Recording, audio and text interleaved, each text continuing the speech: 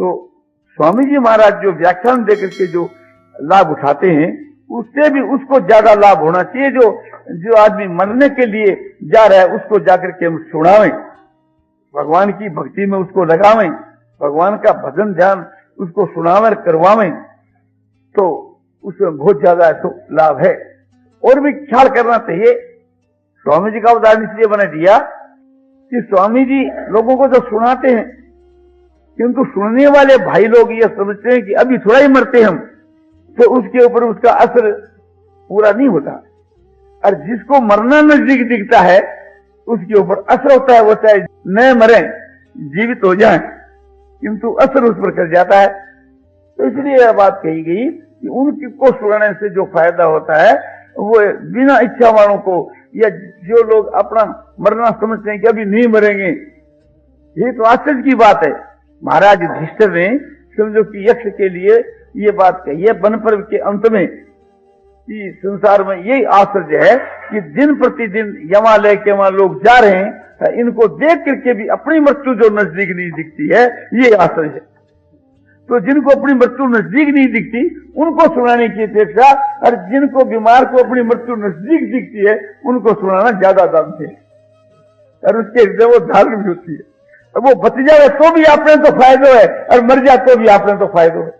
तो इस वास्ते यह बात है। इसी प्रकार दूसरी बात यह कि मैंने सुना चूरू के बीच के मां जवाहरलाल जी, जो समझो 22 करोड़ का जो व्याख्यानदाता एक ढूंढिया साधु थे, वो चूरू में आए थे। तो आने के समय के मां, ये उस वक्त में मैं भी वहीं था, तो वहां हमारे माल जी नाम कोठारी है, और उनके जगह भी बहुत प्रबंध है।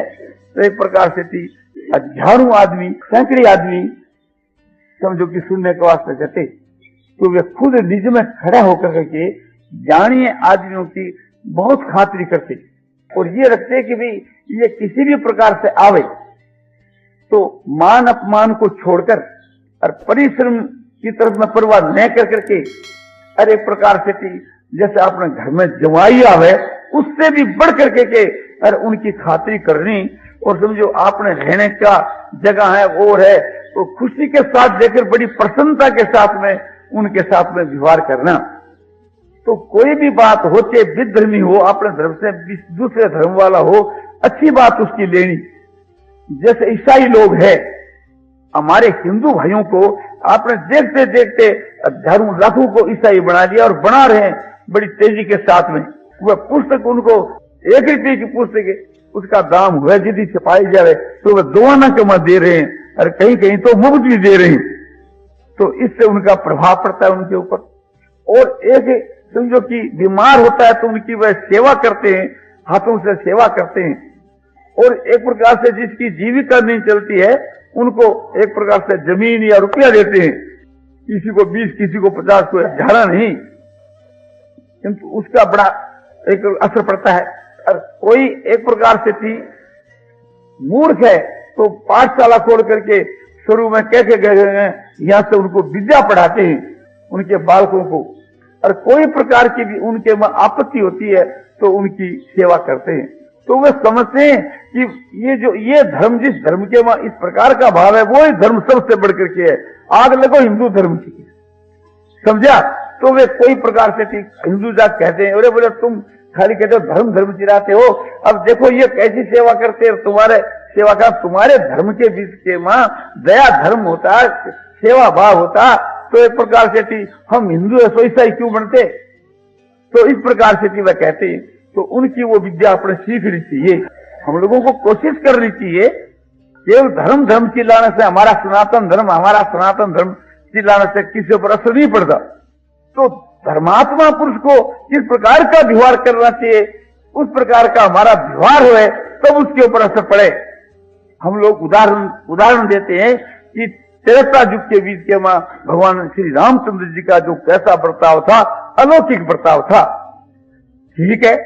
तो मर्यादा पुरुषोत्तम भगवान राम ने प्रजा के साथ में जैसा व्यवहार किया, भाइयों के साथ में, अपने माता और धर्मपत्नी के साथ में जैसा व्यवहार किया, ऐसा ही हम लोगों को व्यवहार करना चाहिए, भगवान राम को याद कर करके, भगवान को याद करके, राम को याद रखते हुए मर्यादा पुरुषोत्तम राम का हम अनुकरण करें, तो उसके मुकाबले में ईसाइयों का जो अपने धर्म का प्रचार, ईसाइयों का जो सेवा का भाव कुछ भी नहीं उसके आगे। किंतु हम ईसाइयों का नाम क्यों लिया कि वो आपके सामने हैं, और भगवान श्री राम का जो बर्ताव है वो पुस्तक है। इसी प्रकार से थी द्वापर युग में महाराज युधिष्ठिर का नाम लेते हैं कि युधिष्ठिर को जो मारने के लिए आते हैं उनकी भी युधिष्ठिर सेवा करते।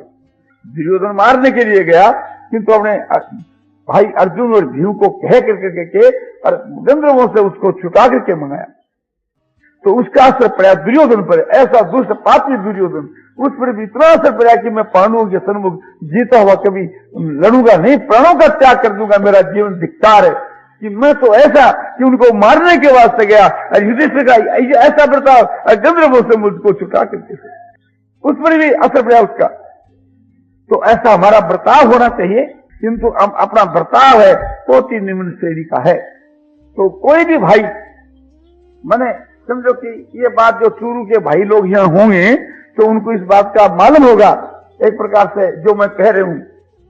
तो वे बड़े बड़े आदमी, समझो कि लाखों रुपयों की आसामी के आदमी, और एक साधारण आदमी के माफक है, और उन्हें की सेवा करनी, और उनको अपने जाकर के जगह में बैठाना, आदर करना, और उनकी खातिरी करनी, तो अपना यह कर्तव्य हो जाता है कि कोई भी भाई आवे या जा, तो आने के समय के बीच के मां बड़े चाव से उसको लेकर के हम अपने जगह देवें, और जाने के समय में उसको प्रेम से विदा करें। उसका सामान और है, एक वर्ष खुद मुट्ठी की माफक बन करके लाओ और ले जावें, और हरा करके उनको जो चीज चाहिए तब हम ही उसको जाकर के वहां दे दें। ये थोड़ी बात एक प्रकार से अपने मुनीलाल जो है काली कमली वाले की सेवा करने वाला जो थे उनमें थी, रुपये में 2 आना 4 आना। और ये बात कलकत्ते के वहां एक अंग्रेज मदर थी, वो कोडियों की सेवा करा करती थी, अंग्रेज थी, उनके वहां हमने